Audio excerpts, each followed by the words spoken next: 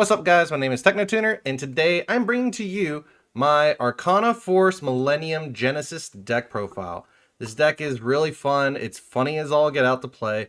It's a lot of capability to grow and actually become a lot better of a deck. There's a lot of things that you can do as well for this deck, just so you can have better plays as well. You will note that I don't have that many cards in the extra deck. That is because I'm currently tuning it. So you have a lot of capabilities of further modifying it or further improving it as you see fit. I will state that this deck is pretty cheap. I made it for maybe about $20 to $40 range. Basically, it's a lot of fun and it's really funny, especially if you get some card effects off. I had it to where I had one Arcana Force up to I think 5600 attack just due to an effect I activated off of one card. But anyways, I'll show you a little bit more as we go through the whole deck profile. So let's go ahead and hop right into the main deck. For the main deck, we're of course playing Arcana Force XIX, the Sun. I think that's 19. If a card that has a coin tossing effect is on the field, you can special summon this card from your hand, and you can only use this effect of Arcana Force 19, the Sun, once per turn. If this card is summoned, toss a coin. Heads, set one spell from your deck that has a coin tossing effect.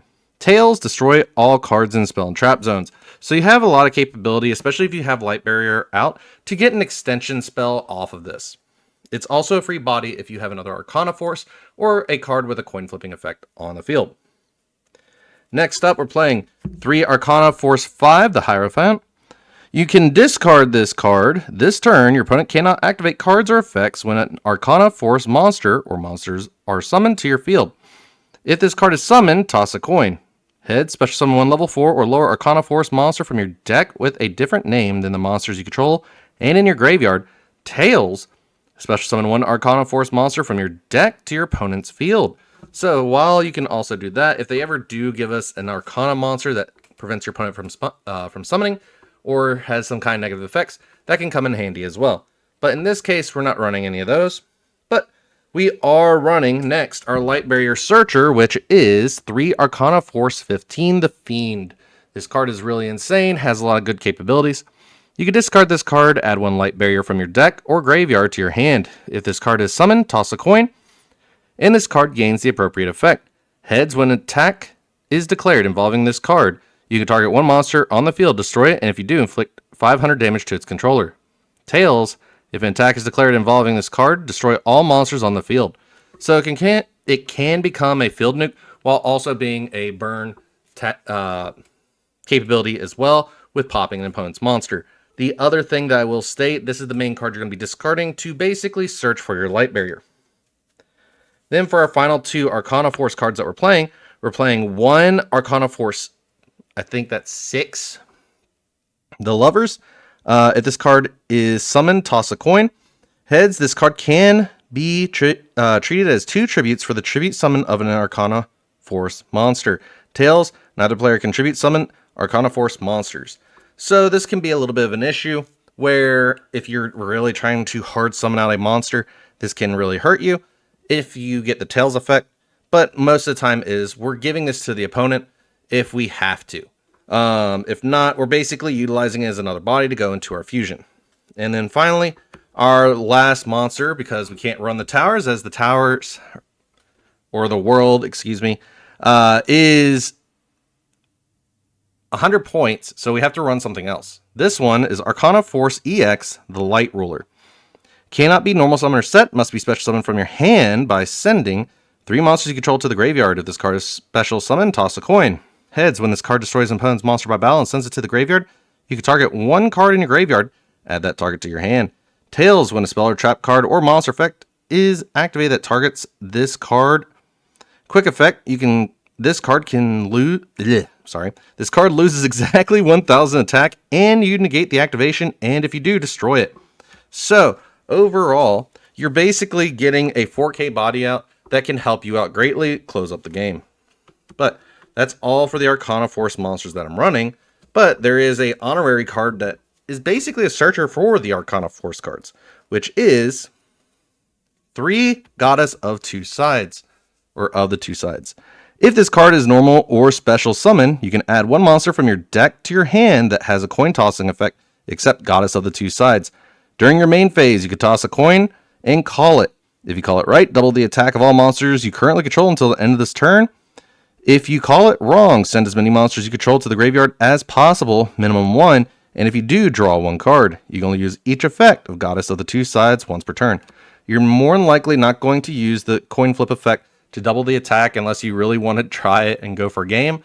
But it does have the fun effect of basically searching for any card monster specifically that has a coin tossing effect, which is all our Arcana Force monsters. So we can search for basically any of these just as a basic extender if we need to.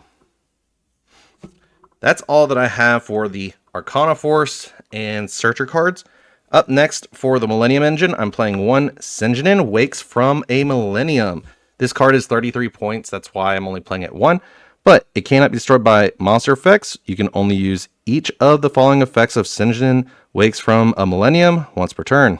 If this card is in your hand, you can place it in your spell and trap zone as a face-up continuous spell. While this card is a continuous spell, you can either pay 2,000 life points or reveal 1 Millennium Ankh in your hand, special summon this card, then you can add 1 Millennium monster from your deck to your hand. This card has a lot of capabilities of getting you the further extension, such as 2 Shield of the Millennium Dynasty. Shield is a very interesting card because it cannot be destroyed by spell or trap effects. You can only use each of the following effects as Shield Millennium Dynasty once per turn. If this card is in your hand, you can place it in your spell and trap zone as a face-up continuous spell. While this card is a continuous spell, you can either pay 2,000 life points or reveal 1 Millennium Ankh in your hand. Special summon this card, then add 1 Millennium Ankh from your deck to your hand. So basically, it's our searcher for the Millennium Ankh, so we don't have to keep paying life points to summon these monsters. Then finally, for the final Millennium monster, we're playing 3 Golem that guards the Millennium treasures. The activation of your Millennium Ankh cannot be negated. You can only use each of the following effects of Golem that guards the Millennium treasures once per turn. If this card is in your hand, you can place it in your spell and trap zone as a face-up continuous spell. While this card is a continuous spell, you can either pay 2,000 life points or reveal 1 Millennium Ankh in your hand. Special summon this card, then you can add 1 Weju Temple from your deck to your hand. Now, you will notice that these cards do have a lot of capability of searching the other cards that you need. So Sinjinin searches any card or 1 Millennium monster from your deck to your hand. Shield gets you the Millennium Ankh, and then Golem gets you Weju Temple. The other thing I will note is since I don't own a copy of Exodia, I'm not really playing it. But if I did have it, I would be playing it just so I can use these as a way to further get my Millennium Ankh and get the Exodia fusion monster onto the board. Then finally, for the last few monsters I'm running are 3 Droll and Lockbird. This is just a generic hand trap that I like to run. You can replace it with either 3 Nibiru, 3 Ghost Ogre, whatever you're feeling like that best fits your playstyle. Alright. Finally, we're running a small Millennium package for spells, which is 1 Millennium Ankh, which we don't ever really get to activate the effect since we're not running Exodia. But you can show 5 Forbidden 1 monster cards from your hand, deck, and or face-up field, then special summon 1 Unstoppable Exodia Incarnate from your extra deck, then shuffle the face-up monsters you control into the deck, except Exodia monster cards, whose original levels are 10 or higher, and Millennium monster cards. Also, you cannot summon for the rest of this turn. After activation, shuffle this card into the deck instead of sending it to the graveyard. So this is the reason why that I'm running it, is just so I can pay less life points when it comes to the Millennium cards, but also gives me a card to discard for further plays. Next up, I am playing 3 Weju Temple, because it does get to allow us to place 1 monster from our hand in the spell and trap zone as a face-up continuous spell, and then place 1 Millennium monster from your deck in your spell and trap zone as a face-up continuous spell. You can only use this effect of Weju Temple once per turn. If a face-up Millennium monster you control is destroyed by Valor card effect, you can place it in your spell and trap zone as a face-up continuous spell instead of sending it to the graveyard. But you can only do that during your main phase. So, or during the first effect is during your main phase. Sorry. But basically, we're using this to keep resources around so we can further our plays. This is where you could play the Snake Eyes Doom Dragon, the fusion, basically, where you can use your Millennium monsters as continuous spells, sack them off for fusion material to fuse into the Fusion Snake Eyes Dragon, and give you that further capability of placing a opponent's monster in the back row if you need to. It also gives you a 3k monster, which can further help your plays. Anyways, that's all I got for the Millennium package for right now.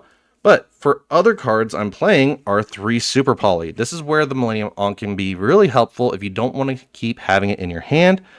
Super Poly, discard 1 card, fusion summon 1 fusion monster from your extra deck using monsters from either field. Neither player can activate cards or effects in response to this card's activation.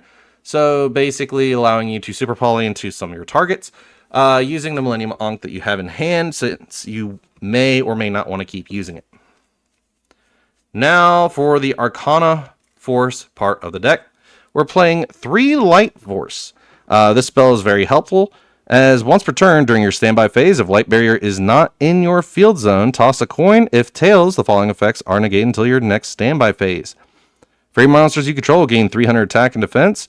You can discard 1 card, add 2 Arcana Force monsters with different names from your deck to your hand. Also, you cannot special summon from the rest for the rest of this turn, except Arcana Force monsters. You can only use this effect of Light Force once per turn. While yes, it does lock you to Arcana monsters, that's perfectly fine because we're basically using this to set up our plays and keep us going. Next up, I run 3 Arcana Spread. Toss a coin and apply this effect. If Light Barrier is in your field zone, you can choose the effect instead. Heads, special summon 1 level 4 or lower Arcana Force monster from your deck. Tails, special summon 1 monster that has a coin tossing effect from your graveyard. You can banish this card from your graveyard, add 1 card from your graveyard to your hand that has a coin tossing effect. You can only use 1 Arcana Spread effect per turn, and only once that turn. So, overall, that is a good way to get a body onto the field, or recursion if you need a body from your graveyard. Then we're playing 3 Arcana Reading. Toss a coin and apply this effect. If Light Barrier is in your field zone, you can choose the effect instead. Heads, add 1 card from your deck to your hand that has a coin tossing effect, except Arcana Reading. Tails, your opponent adds 1 card from their deck to their hand. You can banish this card from your graveyard immediately after this effect resolves. Normal summon 1 Arcana Force monster. You can only use each effect of Arcana Reading once per turn. So while they are all very beneficial, especially when you have Light Barrier up, they do come with downsides which can hurt you as well. So you mainly want to activate their effects if you have, for example, Light Barrier up. Light Barrier, once per turn during your standby phase, toss a coin. If the result is tails, the following effects are negated until your next standby phase. When you summon an Arcana Force monster, choose which effect to apply without tossing a coin.